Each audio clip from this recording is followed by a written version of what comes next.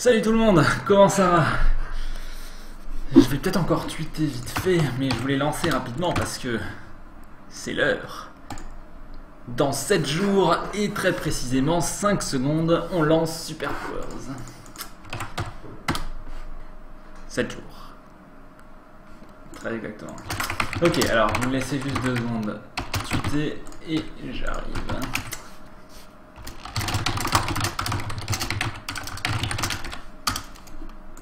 Voilà. Ok. Alors, du coup, bienvenue dans le petit-déj numéro 18. Ce soir, je suis encore une fois tout seul et j'ai pas à boire. Je suis vachement bien préparé. Oui, parce que Bilou et Pixel sont pas encore rentrés, ils rentrent début de semaine prochaine. Voilà. Alors ce soir, on va surtout parler de Super Powers. Il s'est rien passé sur Samurai Monkey. Il s'est rien passé de spécial sur Samurai Monkey cette semaine puisqu'on est à fond sur la préparation de la campagne de financement et de la version initiale de Super Powers. Donc voilà, donc je vais pas trop m'étaler sur tout ça et puis on va tout de suite aller faire un peu le tour. Donc ça y est, Super Powers a un logo. On est parti sur alors poulpe / méduse. C'est ni vraiment un poulpe ni vraiment une méduse. Voilà. A priori, il plaît quand même plutôt bien. Il y a des gens qui auraient préféré quand même le S avec le puzzle. Mais je pense qu'il est vraiment cool. Ça passera vraiment bien dans la barre des tâches aussi comme icône et tout. Donc ça devrait être plutôt sympa. On a aussi cet artwork que vous avez sans doute déjà vu sur la page. J'en profite pour vous rappeler, si vous êtes là ce soir, vous êtes sans doute déjà au courant et sans doute déjà inscrit, mais vous pouvez vous inscrire à la newsletter sur sparklinghouse.com comme d'habitude. Merci Olivier d'embellir mon heure de lessive. Avec grand plaisir. Ok. C'est normal que je vois rien sur le stream et n'entende rien. Non, pas du tout, m'attaque. Ok. Alors, je crois qu'on l'avait déjà dit lors du dernier vrai petit-déj. La semaine dernière, j'ai fait une petite vidéo rapidement. Mais donc, Bilou a fait l'intégration TypeScript, donc le langage de script. Notre langage de script personnalisé n'existe plus. Et on a remplacé par TypeScript, c'est vachement mieux. On a déjà un début des rapports d'erreurs qui fonctionnent, etc. Je vous ferai une petite démo sans doute tout à l'heure avec les autres plugins aussi que je vais vous montrer. Voilà, mais c'est vachement mieux. C'est très bien pour plein de raisons. Comme dit, on a un vrai langage de script solide avec beaucoup de monde derrière. Microsoft, plein de Google d'ailleurs aussi. Je ne sais pas si vous avez vu passer la news, mais Angular JS, le framework web de Google, est maintenant basé sur TypeScript, la version 2.0. Donc il y a beaucoup d'investissement qui est fait à ce niveau-là. Donc c'est vraiment bien. Et je pense que voilà, ça va être une super plateforme, un super langage de script sur lequel faire des jeux et ça va attirer plus de monde aussi. Donc c'est tout bénef, quoi. Voilà. À ce niveau-là, du coup, on a aussi amélioré la manière dont on expose les scripts. Alors, dans les plugins, ici j'ai le dossier plugin avec le dossier où il y a les plugins de Sparking Labs. Et donc, si j'ouvre, on va dire quoi, le plugin de son, on a renommé ce qui s'appelait API en data. Donc, c'est le dossier qui contient les structures de données que vous déclarez dans votre plugin. Donc par exemple, le plugin de son, il déclare un sound asset. Voilà. Donc on avait appelé ça API parce que c'était l'API réseau pour donc l'interface de programmation pour modifier un asset sur le réseau. Mais au final, c'est plutôt une structure de données. Donc j'ai renommé ça data. Et du coup, le dossier API est maintenant libre pour contenir les vraies API de script, donc les vraies fonctions de script qui sont exposées par un plugin.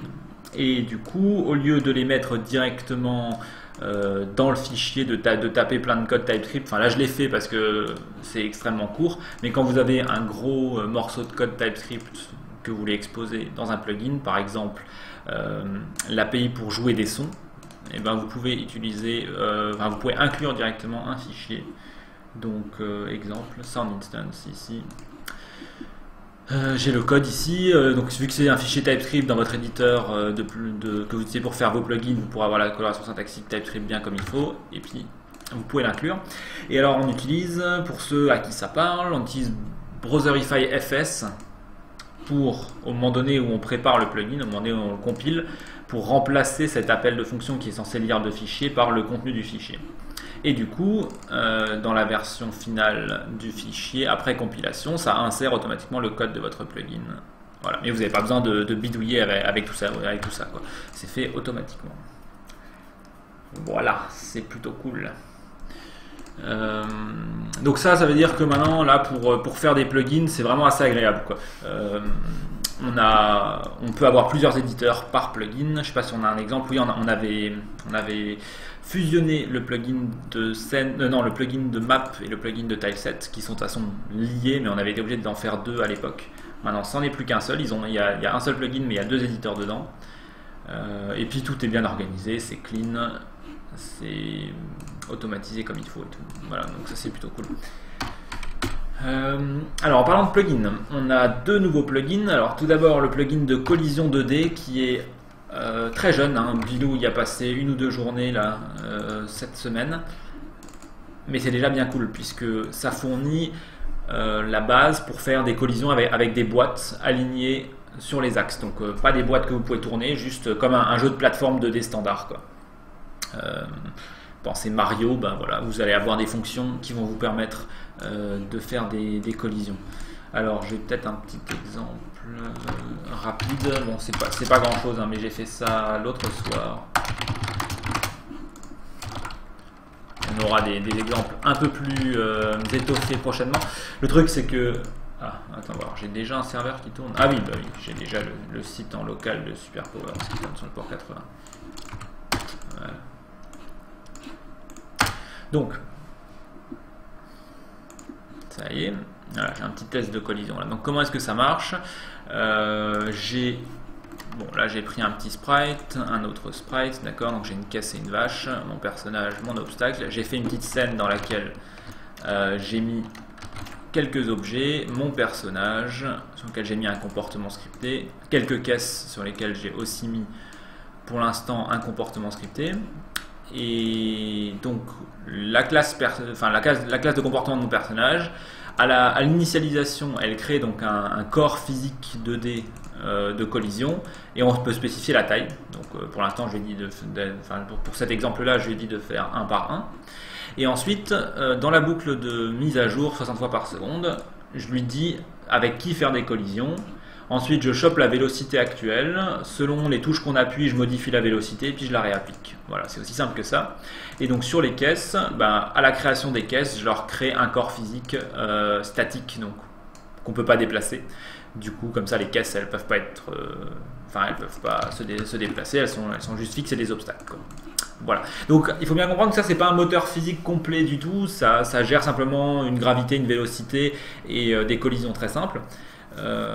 Mais bon, c'est quand même très très utile pour faire plein de petits jeux de plateforme. Derrière, on va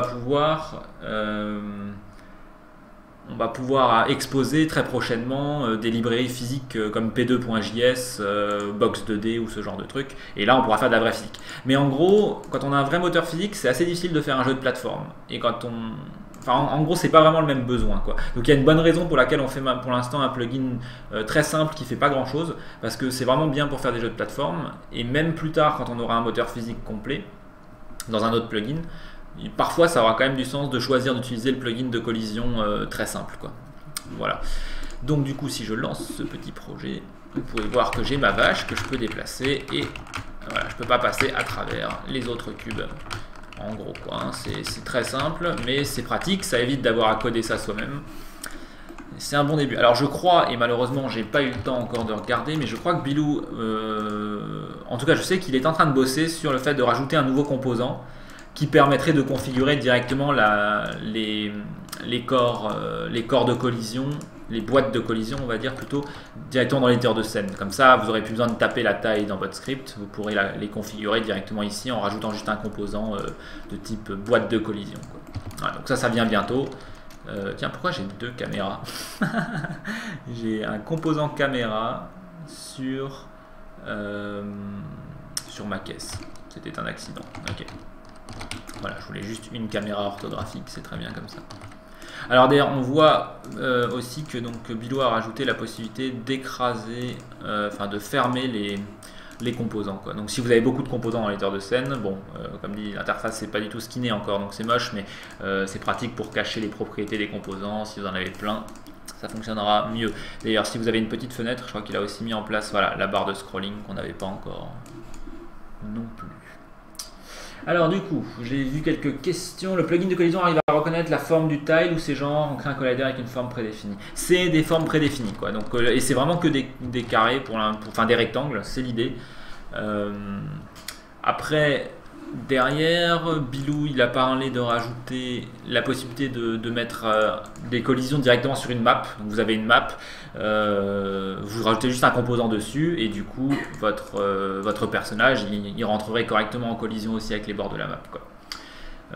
Donc ça va sans doute venir aussi, voilà, étape par étape, chaque chose en son temps. Avec P2.js, on va pouvoir quasiment tout faire. Enfin, moi j'ai vu, c'est pas mal complet. Ouais, c'est super, mais encore une fois, ça se comporte plus comme un moteur physique que comme un truc qui te permet de manière précise de contrôler des sauts et des choses comme ça, je pense. On verra. Peut-être que, en tout cas, par exemple, dans Craft Studio, le moteur 3D, le moteur physique 3D, il était bien pour faire des simulations, des trucs qui explosent, qui volent, des trucs vraiment physiques. Mais pour faire un jeu de plateforme, ça se foutait souvent un peu. C'était pas vraiment top, quoi. Voilà. Donc on verra, il y aura de toute façon les deux et il y en aura même d'autres peut-être s'il y a d'autres plugins qui apparaissent. Voilà, il y a moyen d'adapter la hitbox en fonction des pixels non transparents du sprite? Non, c'est un... Voilà, et puis après il y a plein d'exemples, hein. Il y a les trucs classiques. Là. Ouais, alors je sais pas trop comment leur caméra elle fonctionne. Enfin bref, ouais. C'est un pendule, mais je sais pas comment le contrôler. Une voiture, ça a l'air bien. Voilà, donc là, j'ai un terrain, j'ai une bagnole et tout. Donc voilà, enfin, c'est juste pour dire qu'il y a des moteurs physiques en JavaScript qui sont disponibles, qu'on pourra intégrer dans des plugins sans problème. Ok, alors l'autre plugin que je voulais rapidement mentionner, c'est le plugin de Twinning, qui était donc que Florent Poujol avait exposé pour tester dans l'ancienne version de dans la version de SuperPowers qui tient encore l'ancien langage de script. Et du coup, Bilou a repris ça et il a adapté ça à TypeScript. Et donc, en gros, ça utilise une librairie qui s'appelle TwinJS, qui est une librairie toute faite pour faire donc de l'interpolation, toutes sortes d'interpolations. Donc, l'interpolation, c'est quoi? C'est le mouvement entre deux points extrêmes, on va dire. Et donc, TwinJS permet de faire plein de types d'interpolation. Donc, du pas à pas, des mouvements aléatoires, des mouvements qui démarrent lentement, qui accélèrent puis qui ralentissent et tout. Alors je sais pas si on a des bons exemples ici, ça serait cool. Ok, bon voilà, vous pouvez voir le genre de possibilités qu'il y a. C'est pas vraiment super comme exemple. Ok.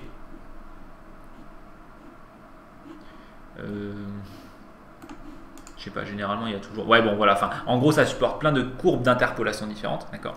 Et donc vous allez pouvoir choisir, donc imaginons que vous avez, je sais pas, un bonus qui est ramassé, bon bah plutôt que de le faire monter linéairement ou de le faire s'agrandir linéairement quoi, vous pouvez faire plein d'effets sympas, vous pouvez faire rebondir les choses, vous pouvez faire plein de choses très cool avec ça.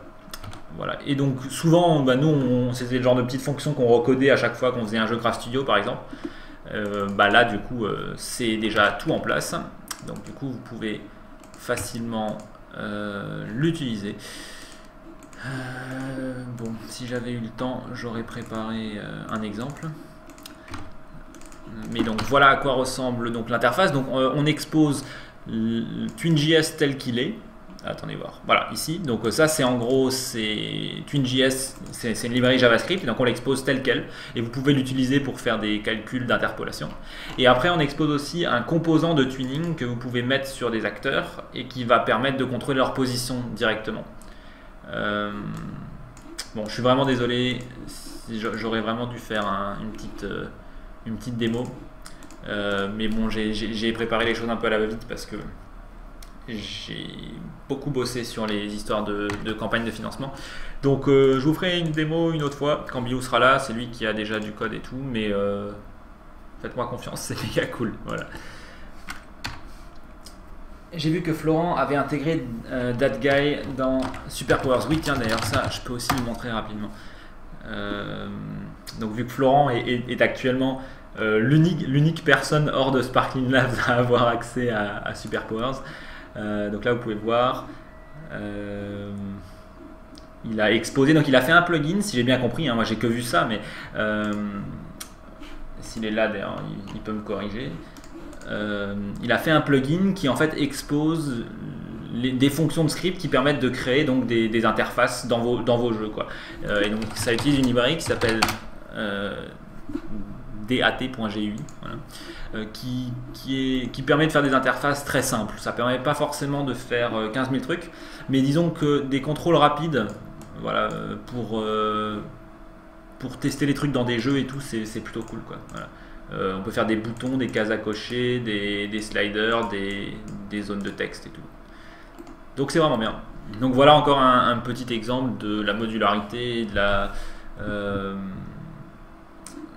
la puissance de Superpowers couplée donc voilà, à d'autres librairies externes, quoi. Et c'est vraiment un des trucs importants avec le fait d'être sur le web et d'utiliser JavaScript, TypeScript et compagnie, c'est qu'on va pouvoir réutiliser l'énorme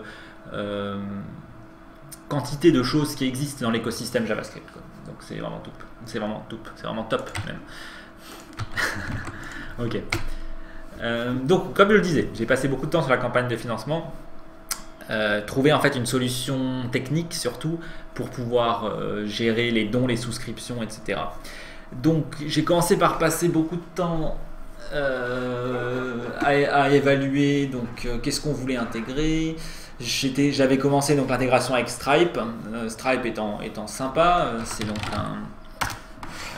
un gestionnaire de paiement, on va dire une plateforme de gestion de paiement qui supporte les paiements en une fois, les paiements récurrents, donc les souscriptions. Je ne sais pas s'ils ont un exemple sur la page d'accueil. Mais ouais, en plus leur interface est vraiment cool, voilà. C'est vraiment top, quoi. Donc c'était cool. Le problème, malheureusement, voilà, exemple. Donc quand vous ouvrez le truc, vous avez un petit pop-up qui apparaît, vous tapez votre numéro de carte et tout, machin. Alors c'est top. Le problème, c'est que gérer les souscriptions, c'est quand même assez compliqué. Il y a beaucoup de choses à gérer. Ça, il ne gère pas la TVA pour nous, donc ça veut dire qu'il faut qu'on arrive à gérer ça manuellement avec, encore une fois, les nouvelles lois depuis dans l'Union Européenne depuis janvier 2015. C'est beaucoup plus compliqué. Alors, après pas mal de réflexions, je pensais intégrer Stripe d'un côté pour les souscriptions récurrentes et PayPal aussi d'un autre côté pour les souscriptions récurrentes et pour les dons ponctuels. Et en fait, je me suis rendu compte qu'il y avait une solution bien mieux qui est Gumroad, que j'utilisais déjà pour les serveurs Craft Studio. Mais je pensais qu'on ne pourrait pas le faire, je pensais qu'on ne pourrait pas utiliser Gumroad parce que je savais pas je pensais qu'on pouvait pas payer ce qu'on voulait, quoi. C'est-à-dire, je pensais que le prix était fixe. Et en fait, j'ai découvert qu'on peut le faire. Du coup, ils ont un petit bug sur leur page d'accueil. Ouais. Quoi qu'il en soit. Donc, normalement, je dois pouvoir vous montrer à quoi ça ressemble maintenant la campagne de financement. J'espère que j'ai pensé à virer tous les chiffres, etc. Sinon, tant pis. Du coup, donc le site se lance encore une fois dans 7 jours, précisément dans 6 jours, 23 heures et 39 minutes. Et donc sur la page d'accueil, vous aurez un gros bouton Soutenez-nous, qui vous mène à, donc, alors j'ai mis des chiffres bidons, hein, juste, on annoncera les chiffres précis de combien est-ce qu'on essaie de rassembler et de quels sont les taux minimum de participation qu'on demande pour avoir accès immédiatement à Superpowers. On les annoncera vendredi prochain. Mais donc voilà, vous aurez une interface qui vous montre la progression de la campagne de financement par rapport à notre objectif, les 10 supporters les plus gros, s'ils veulent se nommer, sinon il y aura écrit anonyme et la somme, le total où on en est, le nombre de supporters, la moyenne des dons, il y aura un lien vers le live stream, vu qu'on sera en live bien sûr pour le lancement. Et donc vous avez la possibilité de faire un don récurrent avec Gumroad. Voilà, donc vous cliquez là-dessus, vous pourrez rentrer votre numéro de carte bancaire, etc. Et puis votre adresse email. Et vous pouvez choisir combien vous donnez. Donc vous pourrez donner au minimum 1 € et il y aura un palier qu'il faudra dépasser si vous souhaitez avoir accès immédiatement à Superpowers. Sinon, il faudra attendre qu'on open source.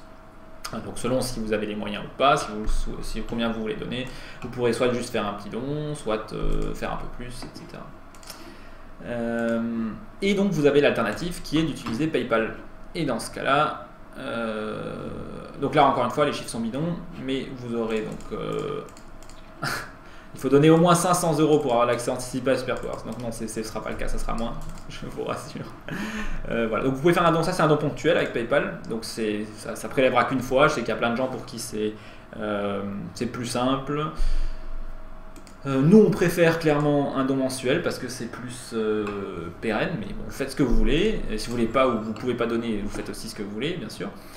Voilà, donc vous pourrez mettre là votre pseudo et vous apparaîtrez là-haut si vous êtes dans les 10 plus gros donateurs. Et donc la manière dont ça va être calculé, ce que j'ai fait, c'est que on prend la somme que vous donnez ponctuellement, on la divise par 12 mois. Donc c'est comme si vous faisiez un don pour une année, quoi. Et c'est ce chiffre-là qui vous classera dans les supporters, quoi. Voilà.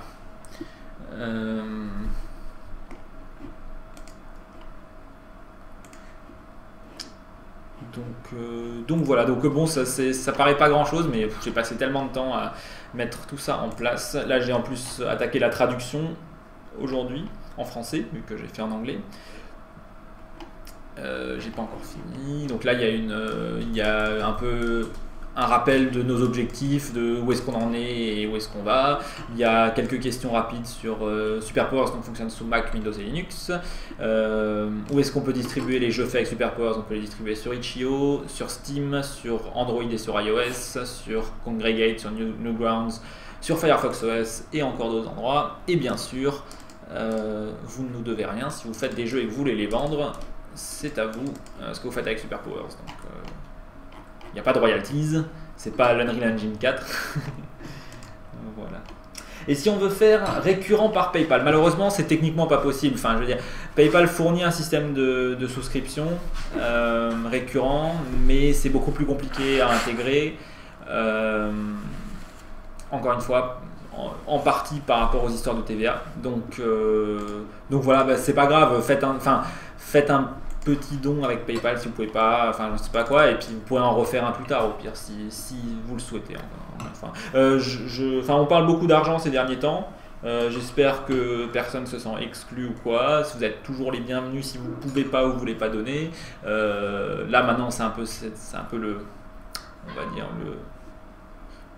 le sujet parce qu'on va lancer ça et qu'on espère arriver à créer une situation viable sur le long terme pour nous, mais bon voilà, après on parlera pas d'argent tous les vendredis je pense. Ok. Bon, donc voilà ce site qui prend forme avec aussi l'interface de login qui pour l'instant est très basique, mais elle fait ce qu'il faut. Et puis il y aura donc en gros la manière dont ça va se passer, c'est que donc si vous faites un don, et même si vous donnez juste 1 €, vous pourrez réserver votre nom d'utilisateur tout de suite en fait. Donc ça c'est un petit avantage qu'on donne à tous ceux qui donnent.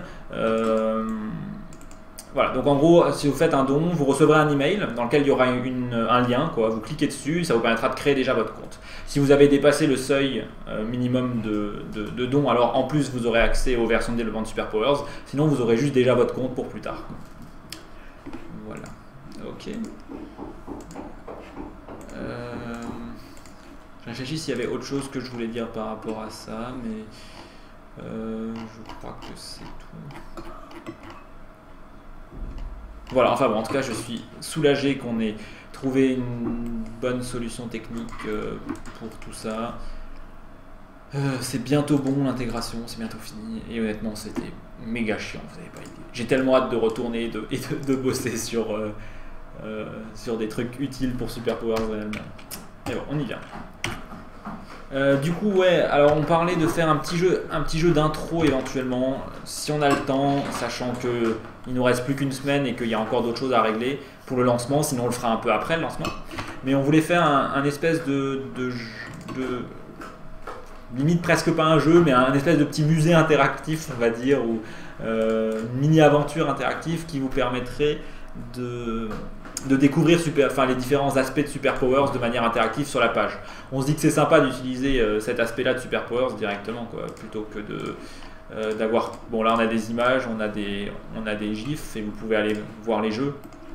Mais c'est vrai que si on peut directement montrer le truc de manière très concrète, ça serait plutôt cool, quoi.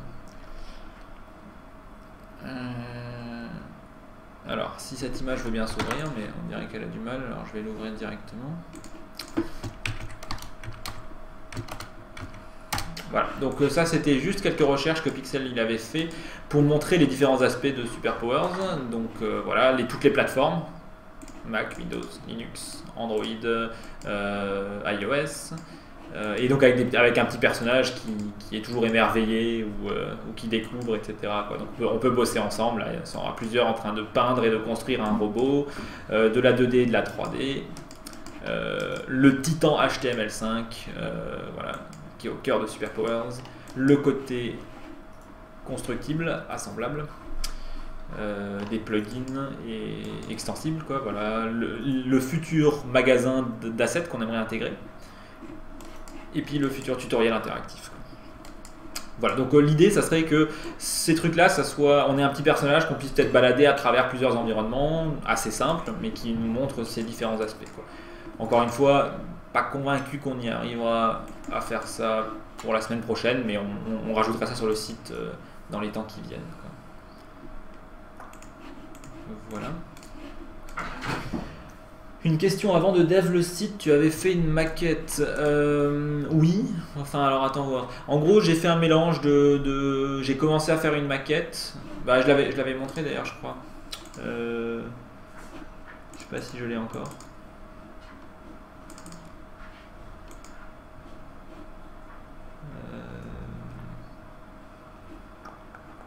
Peut-être ça, je vais regarder. Oui voilà, donc voilà, j'avais fait une première maquette, voilà à quoi ça ressemblait, donc beaucoup trop blanc et il y avait trop peu de contraste, etc. Mais voilà, ça c'est la page d'accueil, quoi. Et donc par contre pour le système de crowdfunding, j'ai fait ça de manière très organique, quoi. J'ai fait un morceau de maquette, j'ai fait un premier essai, c'était foireux, j'ai recommencé, et puis j'ai fait plusieurs fois jusqu'à tomber sur ce truc qui je trouve a une gueule pas trop mal, quoi.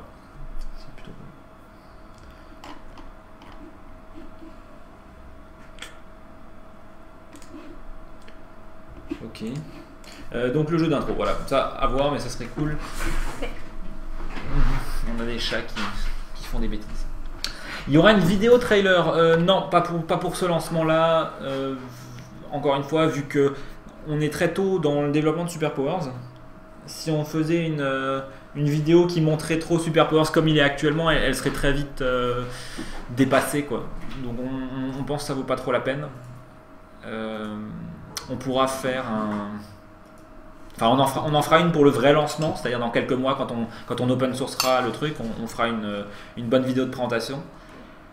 Et ouais, voilà. C'est pour ça que du coup on a mis un peu le paquet sur quand même avoir pas mal d'images et de gifs qui montrent à quoi ça ressemble, hein, et ce qu'on peut faire avec. Et ouais, voilà. Ça compense un petit peu, quoi. Ok, alors ensuite on va parler un peu de trucs qui ont évolué dans Superpowers. Alors il y a les dialogues natifs qui servaient quand on crée, je vais relancer le bon truc, les chats sont surexcités. Incroyable. Voilà, donc si j'ouvre par exemple Crash Animals, donc ici vous pouvez voir que on a remplacé les boîtes de dialogue qui étaient une fenêtre vraiment à part par un truc directement intégré qui est fait en HTML. L'intérêt c'est qu'on va pouvoir, donc là pour l'instant c'est très moche, mais on va pouvoir le styliser correctement pour l'intégrer à l'interface. On va pouvoir proposer aussi des composants plus intéressants. Par exemple pour créer un asset jusqu'à présent il fallait taper le nom et ensuite il fallait taper le type de l'asset. Bon bah là vu que c'est un dialogue, une fenêtre de dialogue personnalisé qu'on a développé nous-mêmes, on peut mettre toutes sortes de composants dedans. Donc là on a un composant qui permet de choisir dans la liste. C'est quand même vachement mieux que de devoir se souvenir du nom des différents types d'assets. Et plus tard on va améliorer ça, c'est-à-dire que vous pourrez taper le nom de l'asset, il n'y aura pas besoin de cliquer sur un bouton avant de choisir le type, on pourra faire des dialogues plus complexes, quoi. Voilà. Une des raisons pour laquelle on a fait ça maintenant plutôt que de le faire plus tard, c'est que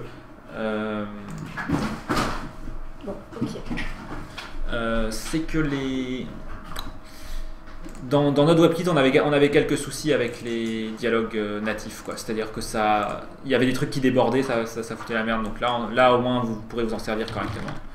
Ça sera vachement mieux pour la version qu'on distribue, quoi. J'ai mis en place la reconnexion automatique à la liste des assets. Donc là vous pouvez voir justement, il y a jusqu'à présent quand on se faisait déconnecter pour une raison ou une autre, si vous perdez la connexion à un serveur, au serveur auquel vous êtes connecté, il n'y avait rien qui se mettait à jour dans la liste des assets à gauche. Ce qui était problématique parce que du coup vous essayez de double-cliquer sur des trucs pour les ouvrir, ça marche pas, il n'y a aucun retour, il n'y a aucun feedback. Et vous vous demandez pourquoi le logiciel est cassé. Donc maintenant on a reconnexion automatique qui essaie de se connecter en boucle jusqu'à ce que le serveur se relance. Donc là je le relance et normalement dans quelques secondes il va réussir à se reconnecter et voilà, il me reconstruit la liste des assets bien comme il faut, il me réactive tous les boutons et tout. Voilà, petit détail mais important quand même pour pas que vous soyez frustré avec le logiciel en l'état, quoi. Comme dit, il y a plein de choses encore à faire évoluer dans SuperPowers, mais on a essayé de trouver les points qui étaient le plus gênants pour découvrir. J'ai open sourcé le plugin justement, enfin non pas le plugin, j'ai open sourcé le système d'onglets que j'ai développé pour SuperPowers. Voilà, donc c'est simplement un petit composant HTML5 qui vous permet de faire des onglets comme on a ici. Voilà. Donc vous avez une démo à cette adresse et si ça vous intéresse, vous avez aussi le code source que vous pouvez intégrer dans vos propres projets. C'est distribué sous la même licence qu'on distribuera SuperPowers à terme, c'est-à-dire la licence MIT, qui est la licence open source la plus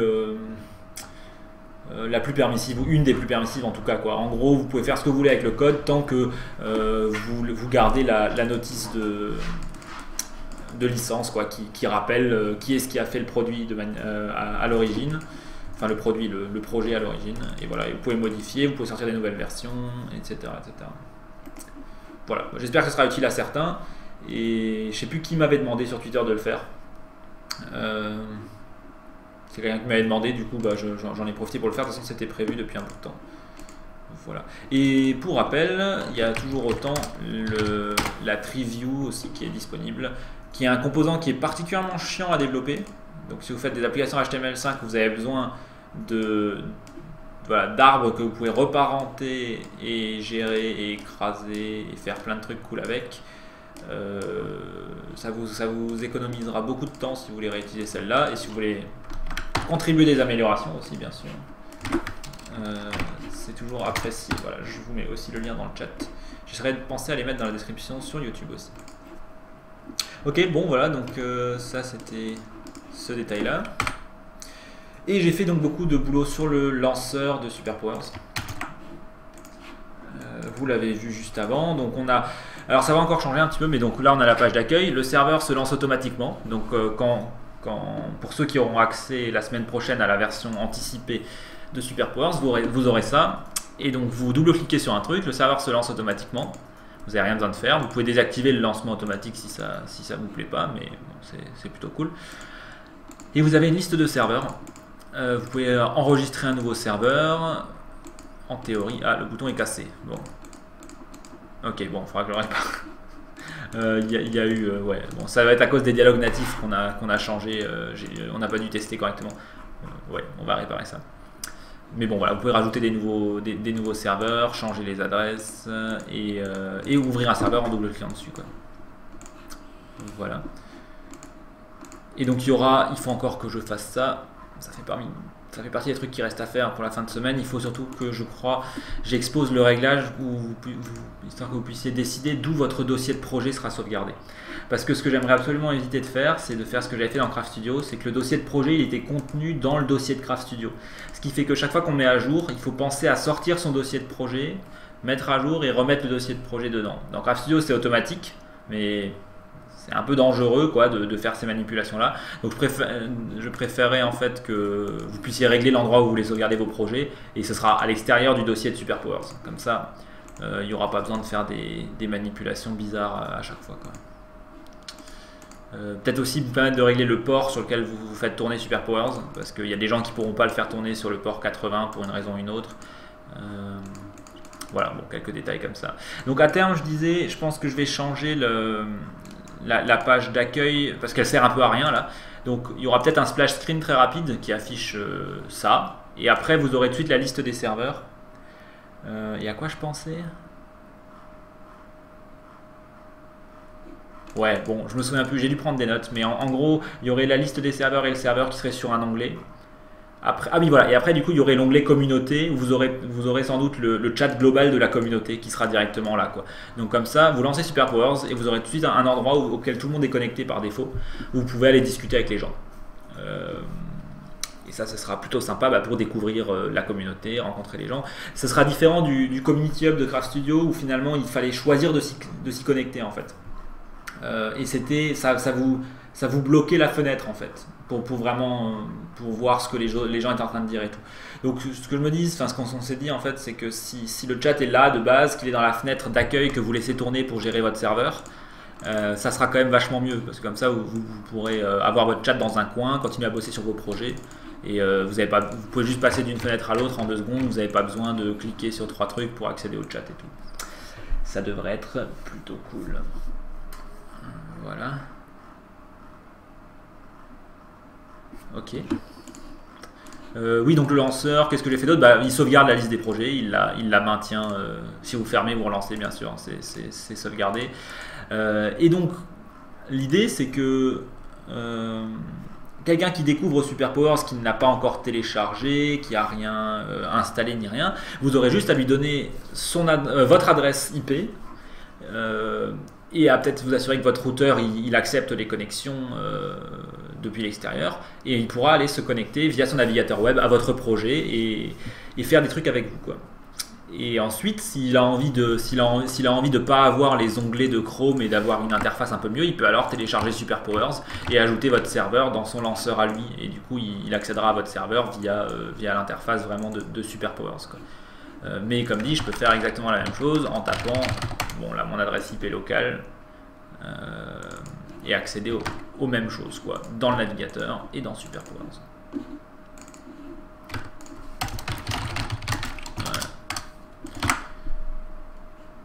Ok, bon, voilà. Donc je sais pas s'il y avait d'autres trucs qu'il fallait encore que je dise. J'ai fait cette liste assez rapidement. Je sais pas si tous ceux qui ont suivi les lives cette semaine, s'il y a des trucs en particulier que j'ai oublié peut-être de mentionner, n'hésitez pas à le rappeler. Sinon, je vous invite à poser vos questions si vous en avez. Et dans tous les cas, on se retrouve donc vendredi prochain, vendredi 13 mars, à 20h30 cette fois-ci. Donc le petit déj commencera une demi-heure plus tôt, histoire qu'on puisse tout préparer, se dire bonjour, etc. Et à 21h pile, on pourra regarder tous ensemble le décompte et lancer la campagne de financement, quoi. Voilà. J'ai hâte. Alors, est-ce qu'il y aura des droits d'accès?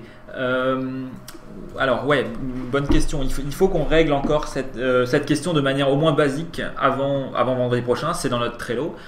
Il y a 2 possibilités. Soit on a le temps d'intégrer correctement le login avec le système de compte du site. Et il y a des chances qu'on ait le temps de faire ça. Dans ce cas-là, vous serez identifié avec ça. Sinon, on va juste mettre dans les options du serveur la possibilité de définir un mot de passe et vous filez le mot de passe à vos potes et comme ça, les gens qui n'ont pas le mot de passe ne pourront pas accéder à votre serveur. Voilà, on va faire l'un ou l'autre.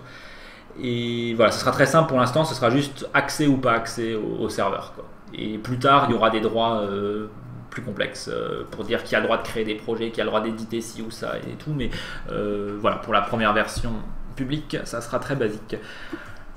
On verra ce qu'on fait pour... Ouais, du coup, il y a des chances que ce qu'on fasse, c'est que... Enfin, si effectivement on intègre le système de compte, ça veut dire que pour pouvoir accéder à un projet, il faudra au minimum donner 1 euro. Voilà. Ce qui finalement me semble pas si mal non plus, je sais pas ce que vous en pensez, mais voilà, vu qu'on est en early access et tout, même pour pouvoir accéder au projet de quelqu'un d'autre, pour l'instant en tout cas, hein, pour les mois qui viennent, pas pour le long terme, demander seulement aux gens de donner un minimum, même ponctuellement, ça serait pas trop mal, je pense. Qu'est-ce que j'ai mis dans la FAQ? Alors j'ai pour l'instant pas énormément de trucs et je pense pas forcément en mettre beaucoup plus, mais si vous avez des idées qui vous semblent essentielles à mettre, n'hésitez pas. Donc il y a 3 trucs pour l'instant. Il y a les plateformes sur lesquelles Superpowers fonctionne, les plateformes vers lesquelles on peut exporter les jeux Superpowers, donc le web, Steam et compagnie. Et est-ce qu'on peut vendre les jeux Superpowers? Et oui, et la réponse est oui, et voilà, il n'y a pas de royalties comme je le disais tout à l'heure. Il y a des gens qui ont posé des questions par rapport à Craft Studio, ce genre de choses. C'est des questions qui sont intéressantes et bien sûr auxquelles il faut apporter des réponses, mais je pense qu'on ne va pas les mettre dans la FAQ générale du site parce que ça ne va pas forcément parler à beaucoup de gens et que ça va alourdir encore plus la page, quoi. Est-ce que je peux utiliser Superpowers dans ma salle de classe et ce genre de choses? C'est intéressant aussi, c'est sûr. Je pense que de toute façon, il faudra qu'on ait un programme entre guillemets éducatif au fur et à mesure qu'on va avoir de la documentation et ouais, et puis peut-être des conseils sur comment utiliser Superpowers dans les salles de classe, en tant que professeur, des choses comme ça. C'est très intéressant tout ça, mais je pense que c'est pas forcément quelque chose dont on veut parler maintenant pour cette campagne de financement initiale qui s'adresse surtout aux supporters qui suivent un peu le projet, etc., quoi. Mais de toute façon, ce site web, en gros, il ne va pas rester comme ça extrêmement longtemps, quoi. C'est-à-dire que là, c'est pour le lancement, comme dit, semaines, mois qui viennent. Ensuite, on fera évoluer le truc. La partie financement prendra beaucoup moins de place, certainement. Il y aura peut-être une page dédiée ou quelque chose quand même sur la page d'accueil à cet effet. Mais il y aura plus la présentation du logiciel et après il y aura des pages de documentation, des pages d'information, etc. Ça marche, Kirizapus. Bonne soirée. Il y aura une version Linux au lancement vendredi. Donc en théorie, voilà, c'est ce que dit Ran. J'ai pas encore fait les paquets, mais je vais les faire très bientôt. Enfin, j'attends le moment où on n'a plus de modif à faire. Donc voilà. Donc je vais faire les paquets. On devrait avoir Linux 64 bits, macOS 64 bits et Windows en 32 et 64 bits directement au lancement, quoi. Voilà. S'il y a un souci, ça sera un petit peu plus tard, mais en théorie, ça devrait être bon. Je le dirai vendredi encore en introduction, ce qu'on aura effectivement de disponible, quoi.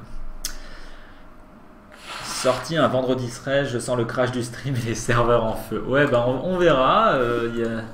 Je suis pas superstitieux, on n'est pas superstitieux, mais indépendamment du fait que ce soit un vendredi 13, une explosion le serveur en feu ou je sais pas quoi, c'est pas impossible. On verra ce qui se passe. De toute façon, on fera avec ce qui nous arrive. On va faire au mieux. Du coup, les paiements fonctionnent bien, sont testés. Alors, j'ai fait en mode test, j'ai fait quoi, donc sans vrai prélèvement. Après, je sais que Gumroad fonctionne, je sais que PayPal fonctionne. J'ai déjà fait l'intégration chez Craft Studio. Gumroad, je l'ai déjà fait aussi chez Craft Studio. Donc, j'ai fait les tests. J'ai fait les tests de notification automatique, genre quand quelqu'un s'inscrit, ça envoie l'email automatique avec la clé, ça génère correctement la clé et tout. Donc, a priori, c'est bon. On va encore retester quand les autres seront là. L'intégration, par contre, avec le panneau d'information de la campagne de financement, il n'est pas encore terminé. Donc ça, c'est encore un truc que je vais devoir faire. Passer un peu de temps sur sur le fait de, comme dit, chaque fois qu'il y a un don et quelque chose, que ça se mette à jour en live, que la barre elle avance, que les trucs se débloquent et tout. Mais bon, ça devrait pas être extrêmement long.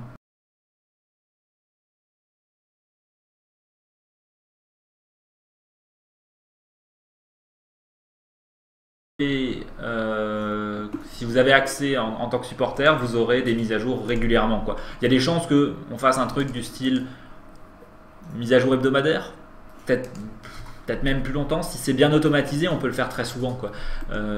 C'est l'idée, en tout cas. Donc voilà. Mais je pense qu'il y aura quelque chose du style une fréquence hebdomadaire. Quand on fait le petit-déj, voilà, à la même fréquence qu'on fait le petit-déj, on peut sans doute sortir une mise à jour aussi pour les supporters, quoi. Du coup, vous aurez accès chaque fois aux améliorations. Et puis comme ça, pendant le petit-déj, on peut vous les présenter et vous expliquer qu'est-ce qui a changé, etc. Ça me semble être une bonne manière de faire les choses, quoi. Ok, voilà. Si vous avez d'autres questions, je crois que j'ai répondu à tout.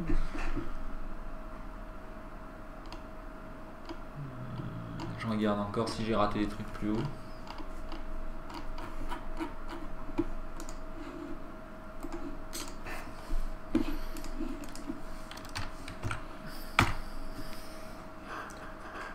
Je meurs vraiment de soif. Oh, c'est bon, j'irai après. D'accord. Parfois, il y a une bouteille qui traîne. Ouais. Non, j'ai pas prévu mon coup.